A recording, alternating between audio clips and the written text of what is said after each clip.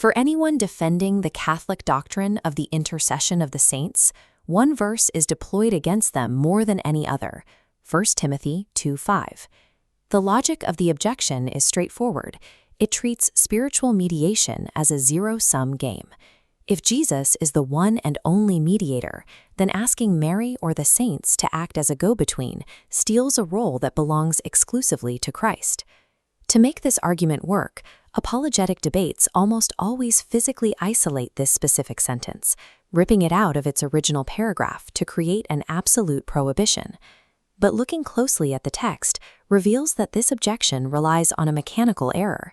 It is a failure of reading comprehension and textual syntax.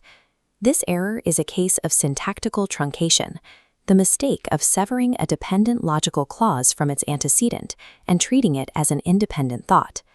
Look closely at the very first word of verse 5 in the original Greek text. It begins with the word gar, which translates to the conjunction for. That word is a connecting node. Because it starts with a causal conjunction, the verse is a dependent clause. It exists to offer the theological justification for the statements made in the preceding sentences.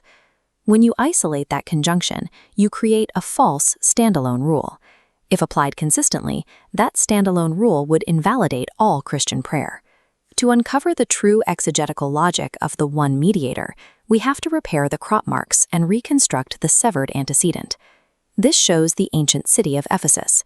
Paul is writing to his protege Timothy, who was overseeing the early church located right here.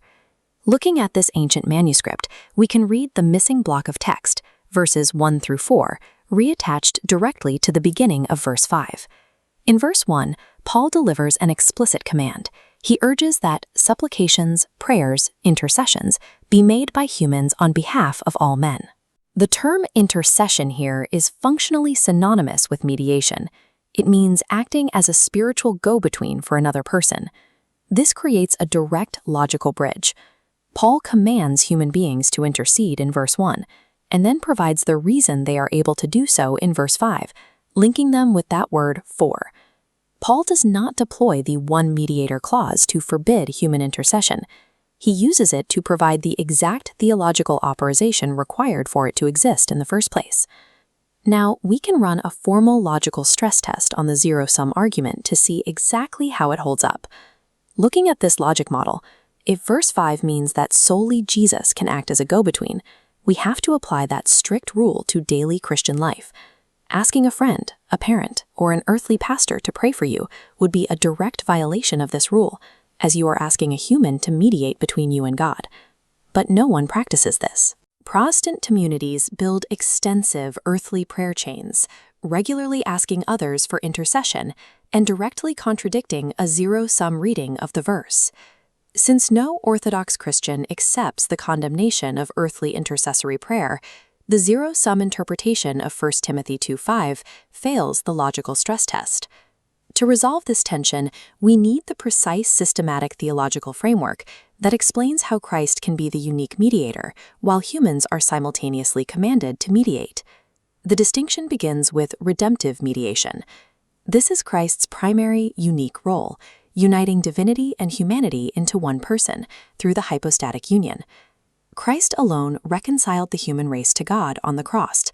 That is a singular, non-repeatable act of redemption that no saint or angel can replicate. This medieval manuscript contains the writings of St. Thomas Aquinas, who resolved this perceived conflict by defining cooperative or ministerial mediation. Aquinas outlined participatory mediation. Because believers are members of the mystical body of Christ, they do not bypass him when they pray for someone else. Instead, they route their subordinate mediation strictly through him. The existence of a primary mediator does not eliminate subordinate mediators. Rather, his unique sacrifice acts as the vital engine that empowers them to act on behalf of others. This leaves one final variable to resolve.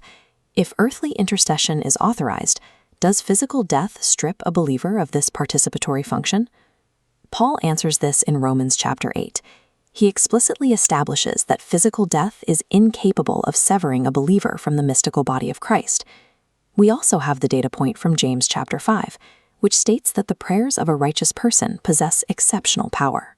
And in Revelation chapter 5, the text describes 24 elders, human saints in heaven, actively acting as go-betweens, offering the prayers of earthly saints to the Lamb. Synthesizing these texts yields a clear result. Saints in heaven are not dormant. Having been perfected in righteousness, they are active, empowered intercessors. We can now return to the complete, restored text of 1 Timothy 2, reading verses 1 through 5 through the correct framework of participatory mediation. This diagram illustrates the true architecture. The command for believers to pray for one another is anchored entirely by the unique mediator. The one mediator fallacy requires physically severing this architecture and ignoring the connective syntax laid down by the biblical authors. 1 Timothy 2:5 does not condemn the intercession of the saints. It is the theological mechanism that makes it possible. Christ's unique mediation is not threatened by our participation. It is the source of it.